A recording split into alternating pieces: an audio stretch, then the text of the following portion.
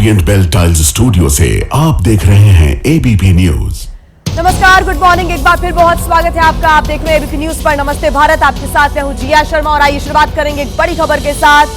Putin को प्रधानमंत्री नरेंद्र मोदी ने भेंट की है श्रीमद् भगवत गीता। पीएम मोदी ने गिफ्ट की है रूसी भाषा में लिखी हुई भगवत गीता।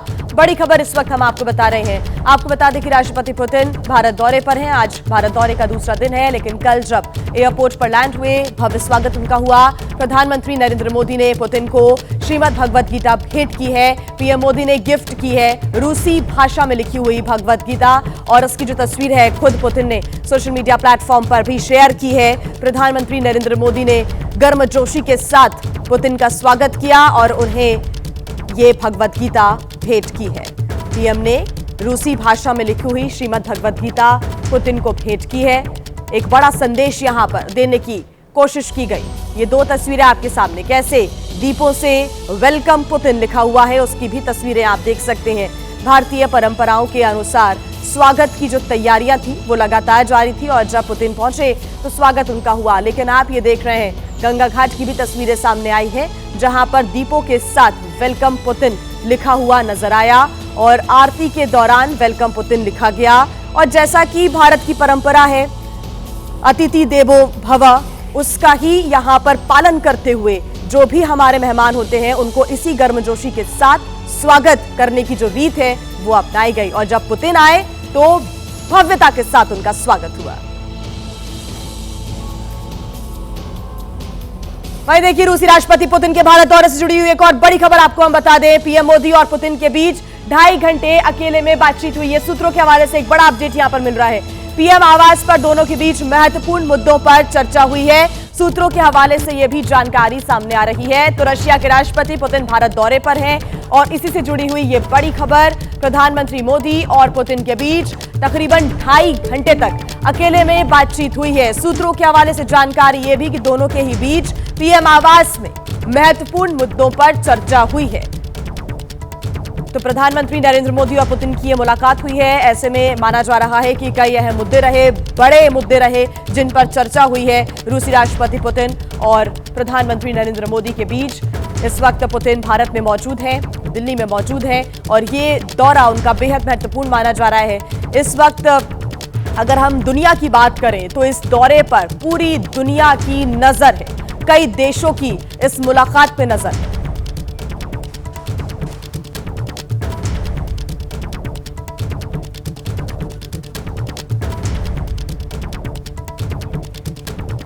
अब देखिए पुतिन के भारत दौरे का आज दूसरा दिन है और आज रूसी राष्ट्रपति पुतिन का क्या क्या कार्यक्रम रहने वाला है उस पर एक नजर हम डाल लेते हैं। दिल्ली में इस वक्त पुतिन मौजूद है और इस मुलाकात पर दुनिया की नजर है। इस दौरे पर सुबह 11 बजे आपको बता दें राष्ट्रपति भवन में औपचारिक स्वागत पुतिन का किया जाएगा। सुबह 11:30 बजे राजघाट पर राष्ट्रपति महात्मा गांधी को श्रद्धांजलि अर्पित करेंगे पुतिन और सुबह 11:50 पर हैदराबाद हाउस में प्रधानमंत्री नरेंद्र मोदी के साथ मुलाकात होनी है। दोपहर 1:50 की बात करें तो हैदराबाद हाउस में साझा बयान जारी किया जाएगा और दोपहर 3:40 पर भारत मंडपम में भारत रशिया बिजनेस फोरम होगा और ऐसे में दोपहर 3:45 पर बिजनेस लीडर्स की मुलाकात होने जा रही है। आज शाम 7 बजे राष्ट्रपति भवन में राष्ट्रपति द्रौपदी मुर्मू से भी मुलाकात होगी और रात 9 बजे रशिया के लिए रवाना हो जाएंगे व्लादिमीर पुतिन। ये उनका पूरा आज का शेड्यूल रहने वाला है। कैसे आज मुलाकातों का दौर रहेगा जारी, तमाम बड़े मुद्दों पर कैसे चर्चा का दौर भी जारी रहने वाला है। दरअसल कल शाम रशिया के राष्ट्रपति व्लादिमीर पुतिन दिल्ली पहुंचे थे। आप इन 4 तस्वीरों को जरा ध्यान से देखिए। प्रधानमंत्री नरेंद्र मोदी ने प्रोटोकॉल तोड़ते हुए एयरपोर्ट जाकर पुतिन का स्वागत किया। इस दौरान एक बार फिर पीएम मोदी और व्लादिमीर पुतिन की दोस्ती और दोनों के बीच की जो केमिस्ट्री है वो देखने को मिली है। पहले एयरपोर्ट पर दोनों गले मिले, फिर पीएम मोदी की फॉर्च्यूनर कार में बैठकर ही पुतिन प्रधानमंत्री आवास तक पहुंचे और दोनों ने गाड़ी में सेल्फी भी ली। पीएम मोदी ने रूसी भाषा में लिखी हुई गीता भी पुतिन को भेंट की है जिसकी तस्वीर खुद प्रधानमंत्री नरेंद्र मोदी ने सोशल मीडिया पर साझा भी की।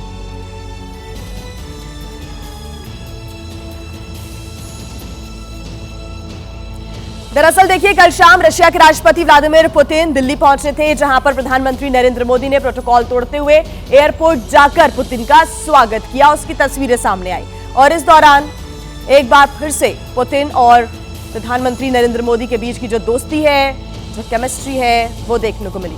6 तस्वीरें आप देखिए। भारत की धरती पर पुतिन जब लैंड किए एयरपोर्ट पर, कैसे प्रधानमंत्री नरेंद्र मोदी उनका स्वागत कर रहे थे। यानी कि जब प्लेन लैंड किया उसके पहले ही प्रधानमंत्री स्वागत के लिए मौजूद थे। प्रधानमंत्री नरेंद्र मोदी की ही कार फॉर्च्यूनर के अंदर बैठकर पुतिन प्रधानमंत्री आवास तक पहुंचे। कार के अंदर सेल्फी ली, उसकी फोटो भी देखिए साझा की गई सोशल मीडिया पर। और ये सोशल मीडिया पर जो फोटो आप देख रहे हैं वो ट्रेंड कर रही है। मोदी ने मेजबानी की पुतिन की, रूसी भाषा में श्रीमद् भगवत गीता भी पुतिन को भेंट की है, जिसकी तस्वीरें खुद प्रधानमंत्री नरेंद्र मोदी ने साझा भी की है।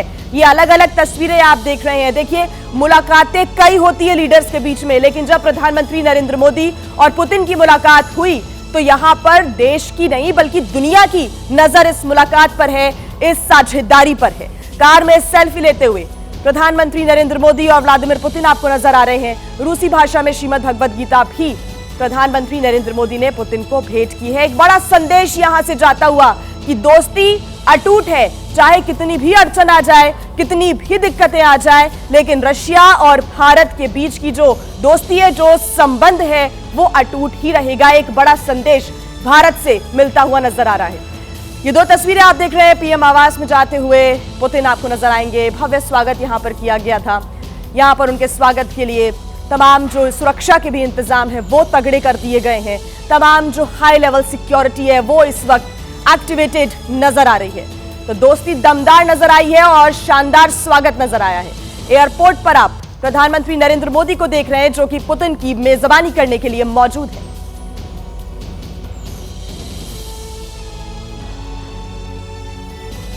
और देखिए, रशिया के राष्ट्रपति व्लादिमीर पुतिन के भारत दौरे का आज दूसरा दिन है और कल पीएम मोदी ने खुद प्रोटोकॉल तोड़कर पुतिन को रिसीव किया।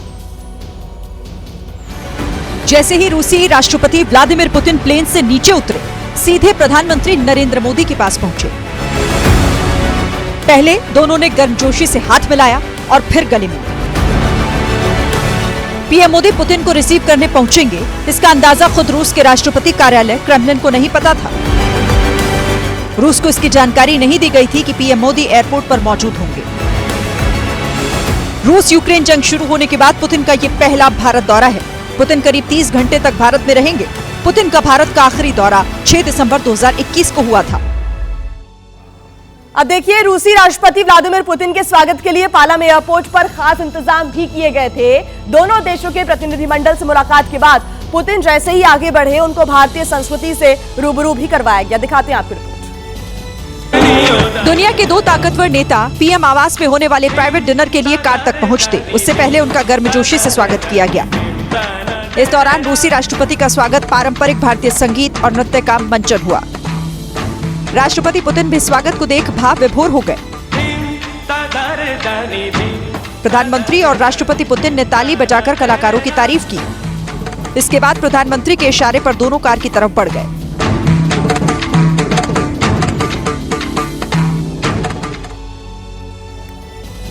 अब देखिए, मुलाकात के बाद चर्चाएं जोरों पर हैं और एयरपोर्ट पर पीएम मोदी और राष्ट्रपति पुतिन की जब मुलाकात हुई, उसके बाद सबसे ज्यादा चर्चा उस कार की भी हो रही है जिसमें दोनों नेता एक साथ बैठकर प्रधानमंत्री आवास के लिए रवाना हुए थे।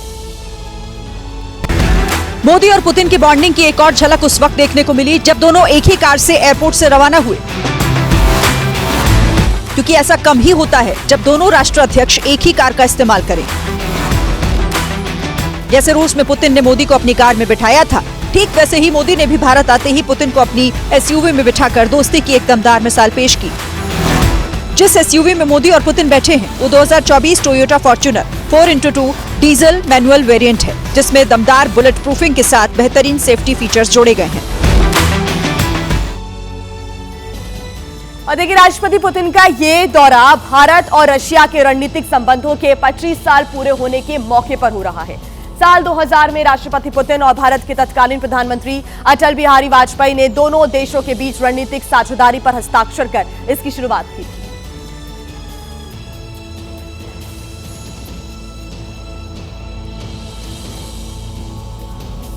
तो महामुलाकात हुई है, लेकिन इसके कई मायने यहां पर निकाले जा रहे हैं। वो इसलिए क्योंकि भारत और रशिया के रणनीतिक संबंधों के 25 साल पूरे होने के बाद ये मौका आया है जब प्रधानमंत्री नरेंद्र मोदी की और राष्ट्रपति व्लादिमीर पुतिन की मुलाकात हो रही है। यानी एक बार फिर से भारत और रशिया के संबंधों को एक अलग मजबूती मिलती हुई नजर आ रही है। साल 2000 की बात करें तो राष्ट्रपति पुतिन और भारत के तत्कालीन प्रधानमंत्री अटल बिहारी वाजपेयी ने दोनों देशों के बीच रणनीतिक साझेदारी पर हस्ताक्षर किए थे और इसकी शुरुआत की थी, और ये जो सिलसिला है वो अभी तक जारी है।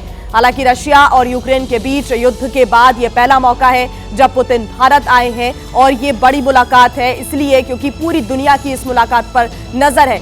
कई ऐसे समझौते हैं जो कि भारत और रशिया के बीच होने जा रहे हैं, खासतौर से जो डिफेंस से जुड़े हुए समझौते हैं उस पर हस्ताक्षर होंगे, चाहे वो सुखोई 57 का समझौता हो या फिर S-400 मिसाइल सिस्टम का। तो ऐसे में व्यापार, रक्षा, ऊर्जा, स्वास्थ्य, हर क्षेत्र में यहां पर बातचीत होगी और उस पर डील्स होने की उम्मीद है।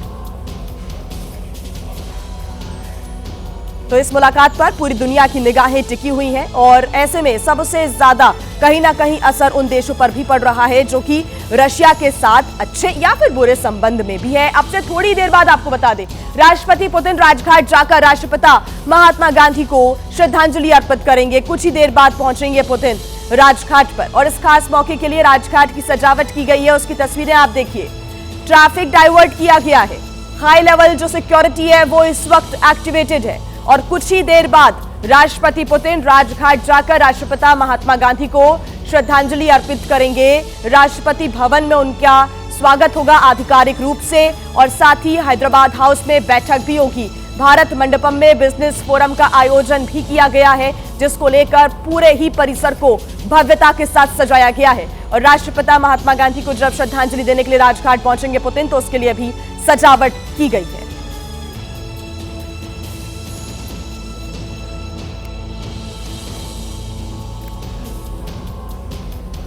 चार तस्वीरें आप देख रहे हैं, अलग अलग इलाकों में जो सजावट है वो यहां पर की गई है, और अब से कुछ ही देर बाद राष्ट्रपति पुतिन राजघाट जाकर राष्ट्रपिता महात्मा गांधी को श्रद्धांजलि अर्पित करेंगे। ऐसे में राजघाट पर क्या कुछ तैयारियां की गई हैं, ट्रैफिक को कैसे डाइवर्ट किया गया है, आपको हमारे संवाददाता की एक रिपोर्ट दिखाते हैं।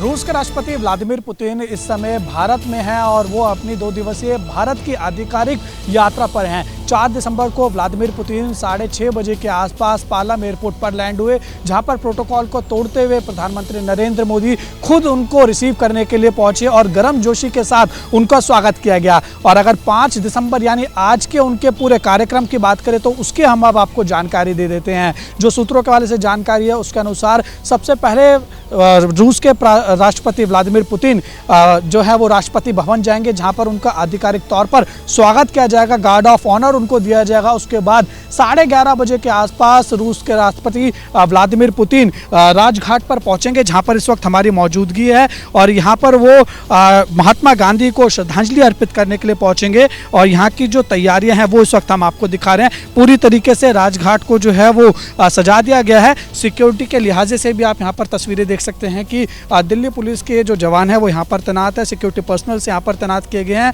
और उच्च लेवल की सिक्योरिटी यहाँ पर देखने को मिल रही है। मेटल डिटेक्टर्स यहाँ पर लगाए गए हैं, अर्धसैनिक बलों की यहाँ पर टुकड़ी तैनात की गई है, और आप देख सकते हैं कि किसी की भी एंट्री इस वक्त यहाँ पर नहीं है। सुबह सवेरे की ये तस्वीरें, और आप देख सकते हैं पूरी तैयारियां की जा रही हैं। अंदर भी आप देख सकते हैं कि कैसे जो रूस के राष्ट्रपति है व्लादिमीर पुतिन, उनके यहाँ पर पहुँचने से पहले जो है वो तैयारियां लगभग पूरी की जा रही है। और साथ ही यहाँ पर जो है देखिए जो दिल्ली पुलिस के जवान हैं उनको ब्रीफ भी किया जा रहा है। आप देख सकते हैं ये सुबह सवेरे की ब्रीफिंग चल रही है कि 11:30 बजे व्लादिमीर पुतिन यहाँ पर पहुँचेंगे तो क्या यहाँ पर सारी सुरक्षा की व्यवस्था होनी चाहिए।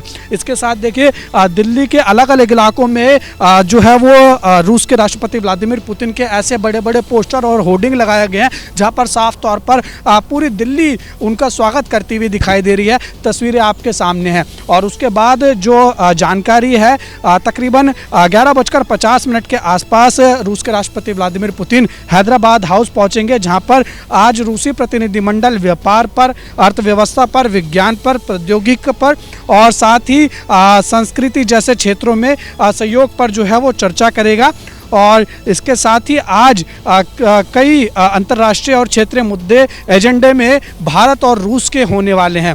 इसके साथ ही आपको बता दें कि जिस तरीके से व्लादिमीर पुतिन राजधानी दिल्ली में है तो ट्रैफिक व्यवस्था को लेकर भी ट्रैफिक पुलिस की तरफ से कई अलर्ट जारी किए गए, जिसकी हम आपको जानकारी दे देते हैं।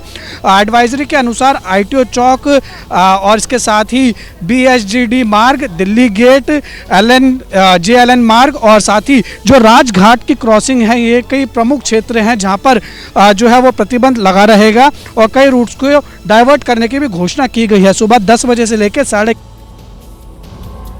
तो देखिए, राष्ट्रपति व्लादिमीर पुतिन इस वक्त भारत में मौजूद हैं। आज दौरे का दूसरा दिन है। आज क्या कुछ खास रहने वाला है, ABP न्यूज हर अपडेट, हर छोटी बड़ी खबर आप तक तस्वीरों के साथ पहुंचाता रहेगा। आप बने रहिएगा हमारे साथ। बात देश की सबसे बड़ी एयरलाइन के संकट की कर लेते हैं, जिसने हजारों लोगों को चिंता में डाल दिया है और ये समस्या खत्म होने के बजाय और बढ़ती ही जा रही है। बताया जा रहा है कि आज भी इंडिगो की उड़ानें रद्द होने का जो सिलसिला है वो जारी रह सकता है। अगले 2 से 3 दिनों तक उड़ानें और ज्यादा रद्द हो सकती हैं, उस पर प्रभाव आगे भी पड़ सकता है। अब तक की बात करें तो इंडिगो की 550 से ज्यादा उड़ानें रद्द हो चुकी हैं। अकेले दिल्ली एयरपोर्ट से ही कल 170 से ज्यादा उड़ानें रद्द हुई थी।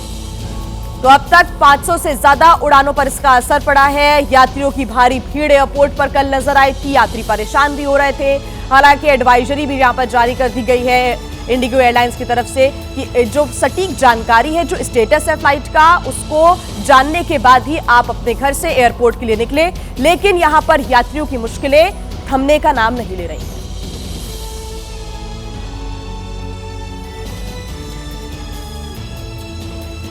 दरअसल इंडिगो की उड़ानें रद्द होने का सिलसिला बीते कई दिनों से जारी है और शुरुआत में चंद फ्लाइट रद्द होने से यह समस्या शुरू हुई और ये अब बड़ा संकट का रूप ले चुकी है। अब तक 550 से ज्यादा घरेलू और अंतर्राष्ट्रीय उड़ानें रद्द हो गई हैं। इसके अलावा कई उड़ानें देरी से रवाना हो रही हैं। इंडिगो एयरलाइंस की उड़ानें रद्द होने से संकट बढ़ता देख अब DGCA ने कमान संभाली है। DGCA की टीम और नगर विमानन मंत्री हालात पर नजर बनाए हुए हैं लगातार और अब तक इंडिगो एयरलाइंस सरकार के नियमों का हवाला देकर अपनी लापरवाही से पल्ला भी झाड़ रही थी, लेकिन जांच पड़ताल और सरकार की सख्ती के बाद अब माफी मांग रही है एयरलाइन।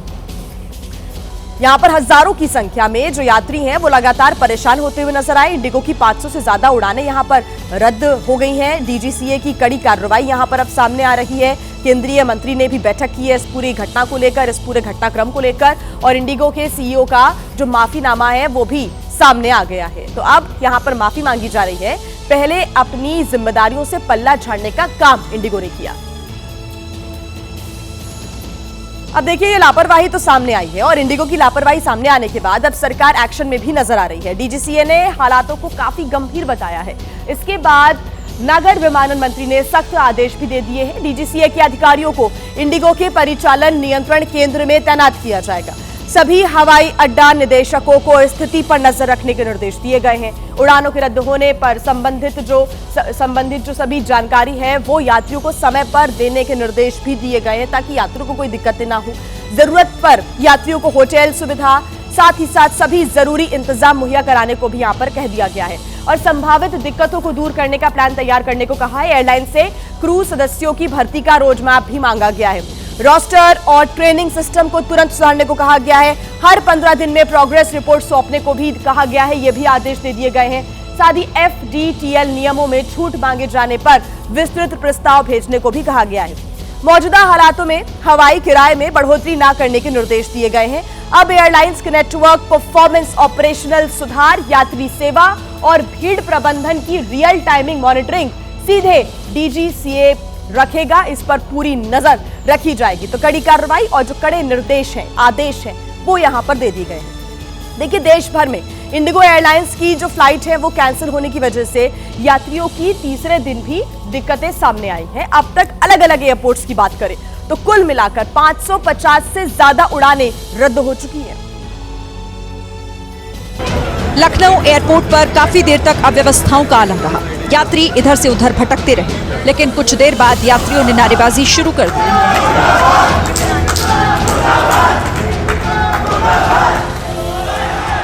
कुछ इसी तरह का नजारा हैदराबाद के शमशाबाद एयरपोर्ट पर दिखा।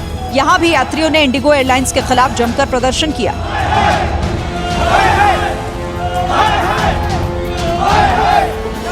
हालांकि बेंगलोर में इंडिगो का स्टाफ यात्रियों को सफाई देता हुआ दिखाई दिया।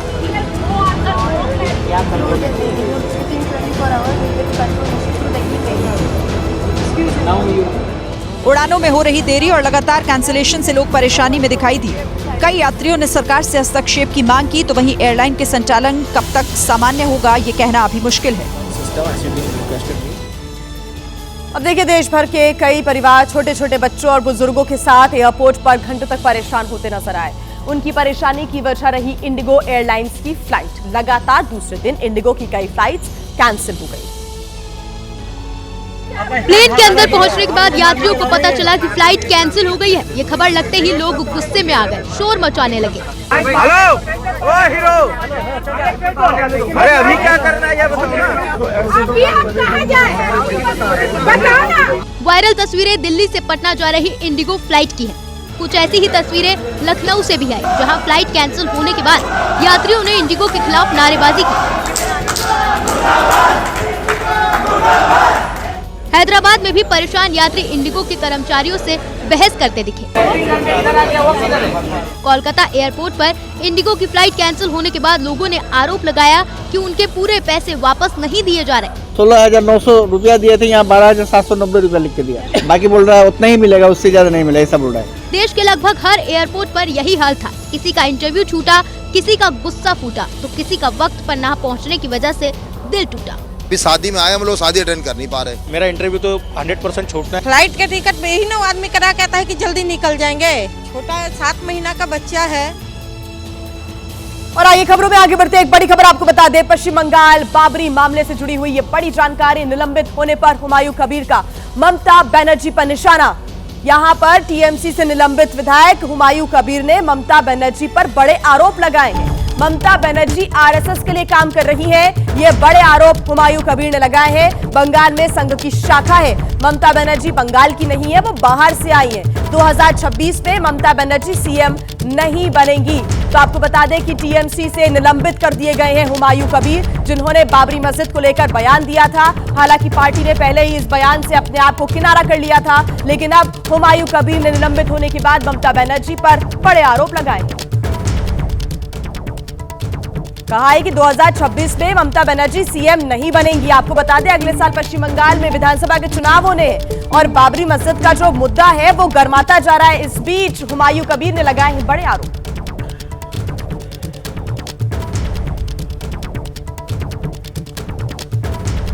और वहीं देखिए, बीजेपी सांसद खगेन मुर्मू ने भी ममता पर निशाना साधा है। हुमायूं कबीर के निलंबन पर उन्होंने कहा है कि टीएमसी ने विदाई की तैयारी कर ली है। हुमायूं कबीर को पार्टी से जैसे निकाला गया, वैसे ही अब टीएमसी को भी जनता ने बंगाल से निकालने का फैसला कर लिया है। तो लगातार इस पूरे मामले को लेकर बयानबाजी का दौर जारी है। एक दूसरे पर गंभीर आरोप यहां पर लगाए जा रहे हैं और अब बीजेपी सांसद खगेन मुर्मू ने भी ममता बनर्जी पर निशाना साधा है। इसके पहले हुमायूं कबीर जब निलंबित किए गए टीएमसी से, तो ममता बनर्जी को उन्होंने आरएसएस का एजेंट बता दिया।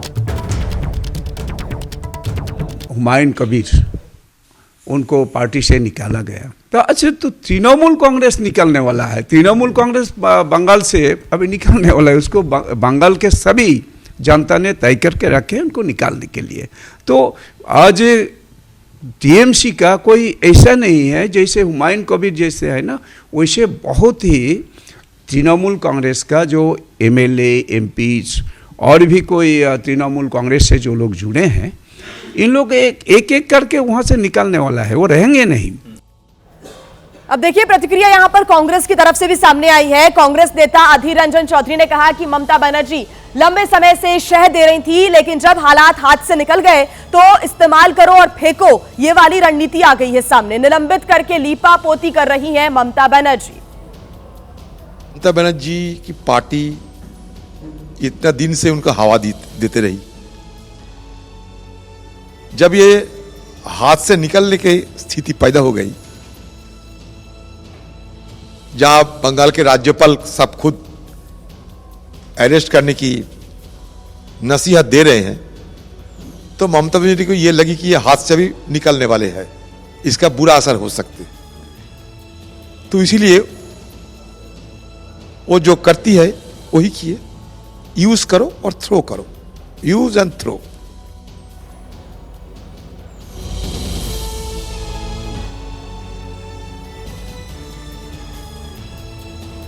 तो अधीर रंजन चौधरी को आप सुन रहे हैं। कांग्रेस की तरफ से भी यहां पर तीखी प्रतिक्रिया सामने आई है। ये कहना है कि पहले तो ममता बनर्जी ने खुद ही हुमायूं कबीर को काफी शह दी, लेकिन उसके बाद जब हालात हाथ से निकल गए तो यूज एंड थ्रो वाली जो पॉलिसी है उसको अपनाते हुए टीएमसी से हुमायूं कबीर को निलंबित कर दिया गया।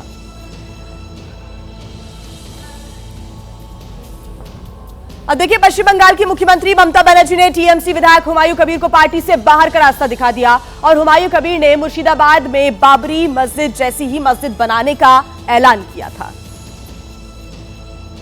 वहीं दूसरी ओर पार्टी के एक्शन से बुरी तरह तिलमिलाए हुमायूं कबीर ने नई पार्टी बनाने का ऐलान कर दिया। पार्टी बनाएगी 22 दिसंबर मुर्शिदाबाद में। गोटा राज्य में 135 सीट में मैं उम्मीदवार खड़ा करेगी, समझे। इनको खिलाफ भी लड़ेगी, बीजेपी को खिलाफ भी मैं लड़ेंगी, जो करना कर लीजिए। इधर बीजेपी ने हुमायूं कबीर के सस्पेंशन को नाटक बताया है। ये पूरा नाटक है, तो सस्पेंशन बोलकर कुछ नहीं है। अगर उन्होंने बाबर की राज पश्चिम बंगाल पे फिर से वापस लाना चाहते हैं तो पश्चिम बंगाल की जनता को सोचना चाहिए, वो पश्चिम बांग्लादेश में रहेंगे। दरअसल अगले साल ही पश्चिम बंगाल में विधानसभा चुनाव होने हैं, लेकिन उससे पहले ममता बनर्जी किसी भी तरह के सांप्रदायिक विवाद से बचना चाहती हैं। हुमायूं कबीर पर हुआ एक्शन फिलहाल तो यही संकेत दे रहा है। और आइए अब खबरों में आगे बढ़ते हुए बात करेंगे हरियाणा की, जहां के पानीपत से पकड़ी गई महिला सीरियल किलर पर अब रोज नए खुलासे हो रहे हैं।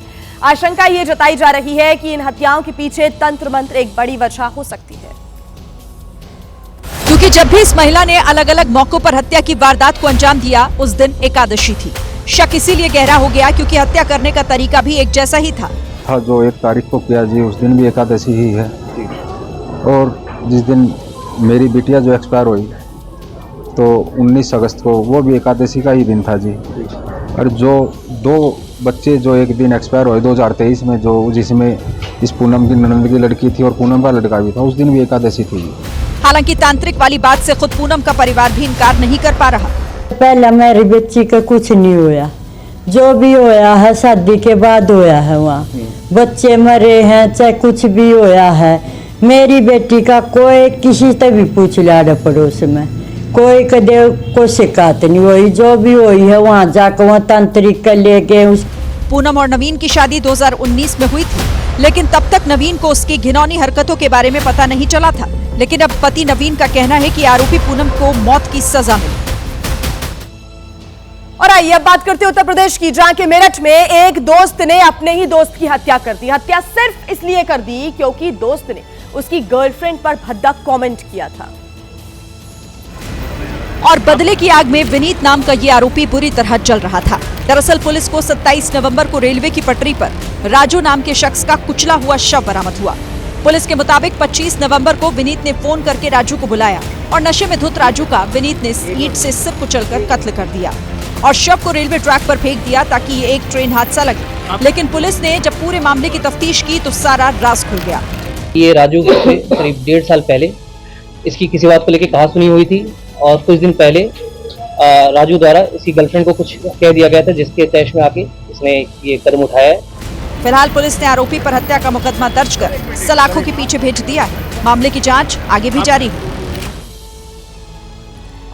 उत्तर प्रदेश के मुरादाबाद में श्रम विभाग के अधिकारियों की घूसखोरी से परेशान होकर एक शख्स बिल्डिंग की छत पर चढ़ गया। आरोप है कि युवक 6 महीने तक अधिकारियों के चक्कर लगाता रहा, लेकिन उसका काम नहीं हो पाया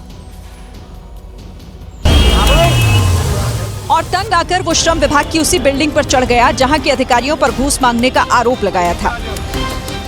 मौके पर पहुंची पुलिस ने उसे समझाने की कोशिश की, लेकिन वो उल्टा अपने साथ हुए अत्याचारों की कहानी बताने लगा। मेरे मनने से अगर उन गरीबों को इंसाफ मिलता है तो मुझे वो जिंदगी में। हालांकि नीचे खड़े पुलिसकर्मी उसे बूढ़े हो चुके माँ बाप और परिवार की बातें कर उसे मनाने की कोशिश करते रहे।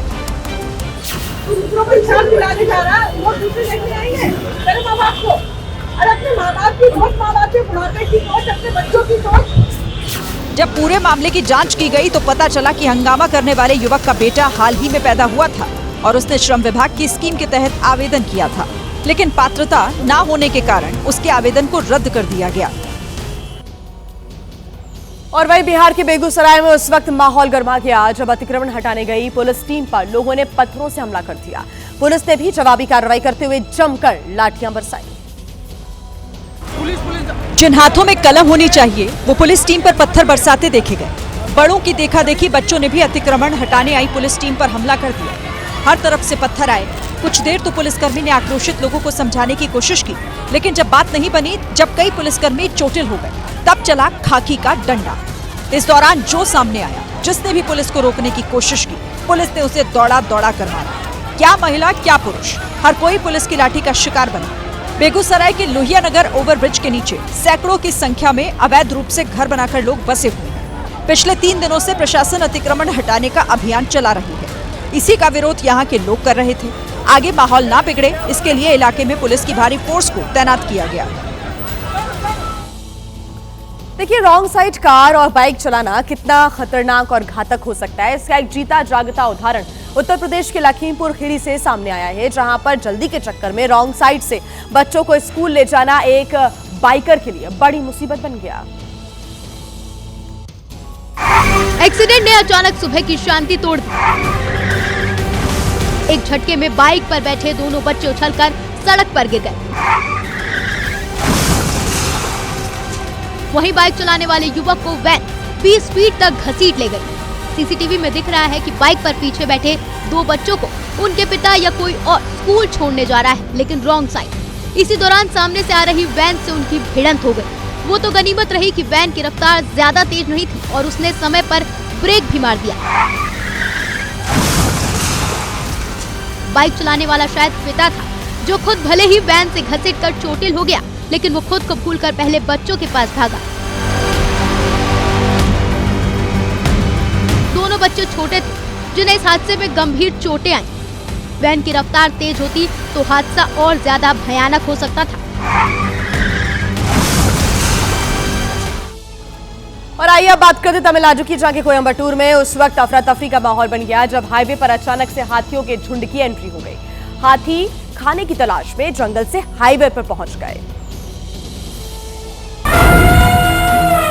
हाथियों को देखकर लोग दहशत में आ गए। हाईवे पर गाड़ियों की रफ्तार पर ब्रेक लग गया। हाथियों को सड़क पार करने का रास्ता नहीं दिखा तो उन्होंने अपनी ताकत का इस्तेमाल किया।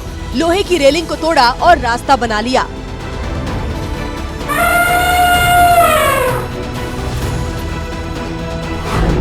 दोबारा देखिए, जब हाथियों ने रेलिंग तोड़ी उस वक्त सड़क के दोनों तरफ लोगों की सांसें अटक गई, क्योंकि अगर हाथी भड़क जाते तो जान पर बनाती।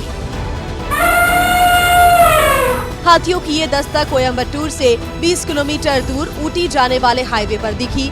अब वन विभाग की टीम हाथियों को वापस जंगल में भेजने की कोशिश में लगी है।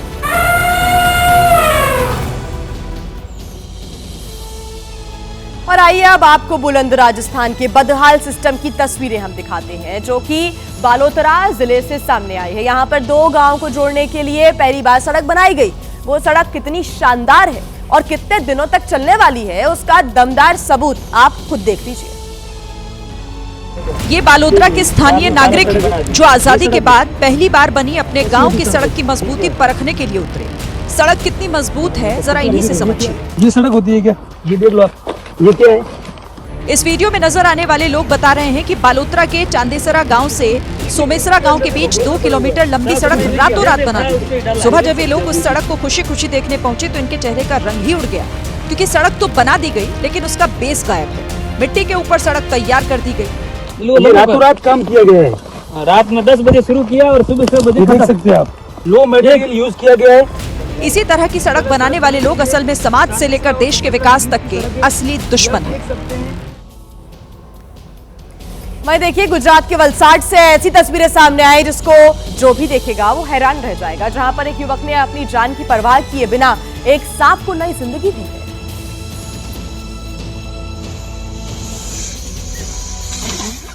आपने इंसान को इंसान का सीपीआर देते तो कई बार देखा होगा, लेकिन युवक का सांप को सीपीआर देने वाला ये वाकया अनोखा है।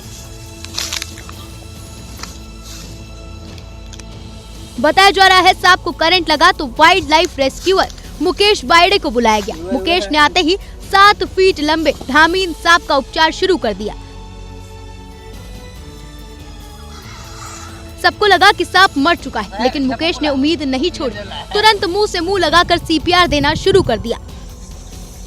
छाती पर हल्का दबाव देकर उसकी सांसें चालू करवाने की कोशिश की। सांप को पानी पिलाया। ये प्रक्रिया करीब 25 मिनट तक चली। लंबे प्रयास के बाद आखिरकार चमत्कार हुआ और सांप रेंगते हुए जंगल की तरफ चला गया। अगली खबर है उन लोगों के लिए जिनके बच्चे स्कूल बसेस या फिर वैन में बैठकर स्कूल जाते हैं। इन स्कूल बसेस और वैन में बच्चों को कैसे बिठाया जाता है, ये आपको दिखाते हैं। और स्कूल बस की हालत देखकर खुद जज साहिबा भड़क गई। और कोई कमी रह गई है तो ठूस दो इनमें।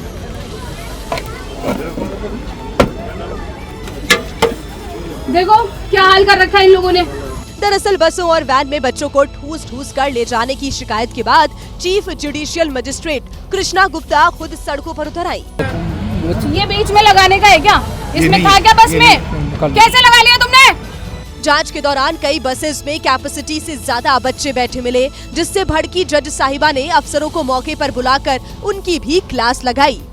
सीज हो जानी चाहिए सारी, और मैं ना खुद पर्सनल खेरा जी एक फोटो ले लेना, मैं पूरा चेक करूंगी कि क्या कार्रवाई करी है आपने, ध्यान रख लेना। साथ ही उन्होंने बच्चों के माता पिता से भी इस पर ध्यान देने की अपील की। और देखिए उत्तराखंड में रुड़की के पिरान कलियर इलाके में दिल दहला देने वाला एक हादसा हो गया। यहां पर फॉर्च्यूनर कार ने सड़क पर बैठे बुजुर्ग को कुचल दिया। हालांकि आरोपी ने बुजुर्ग को अस्पताल पहुंचाया, लेकिन उन्हें बचाया नहीं जा सका। फॉर्च्यूनर वाला फरार बताया जा रहा है। भारी भरकम फॉर्च्यूनर आगे बढ़ने के लिए पहले मुड़ी और फिर बुजुर्ग पर चढ़ गई।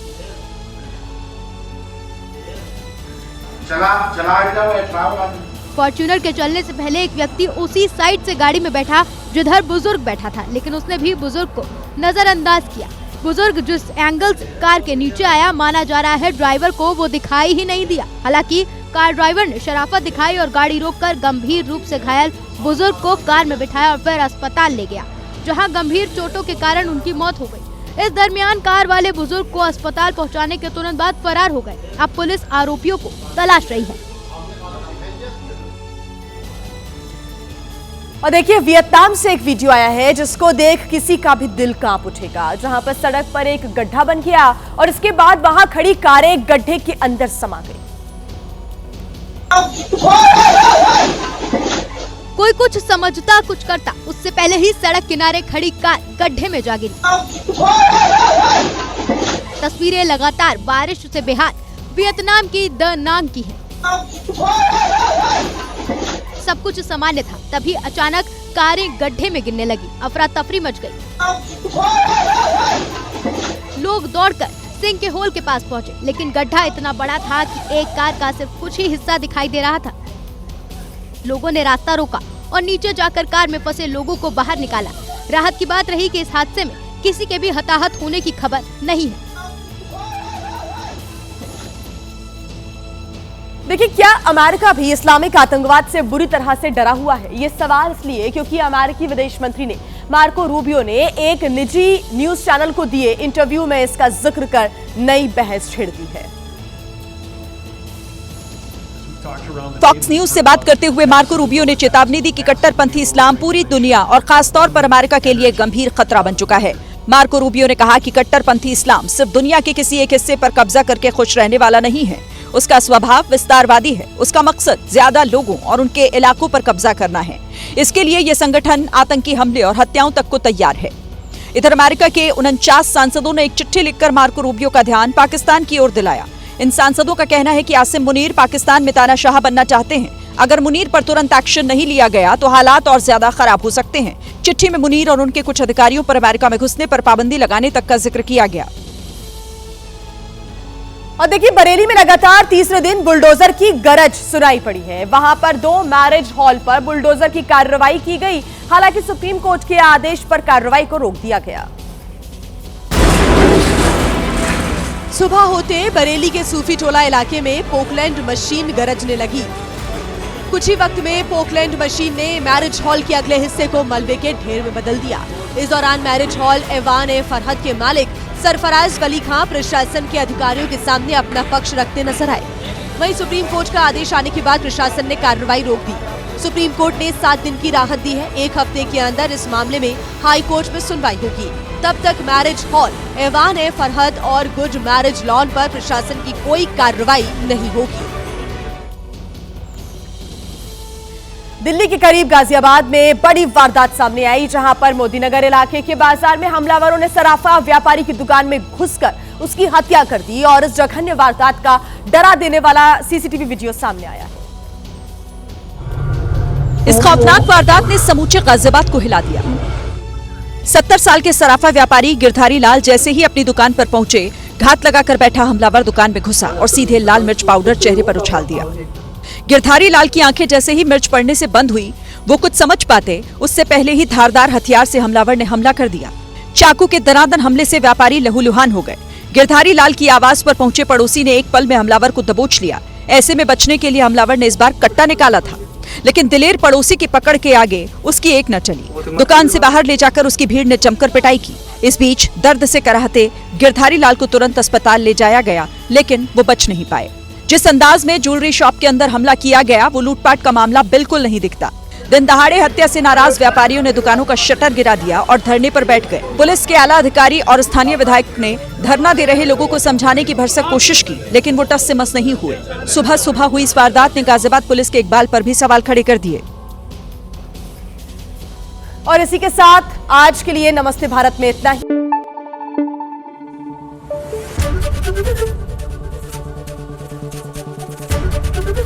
एबीपी न्यूज आपको रखे आगे।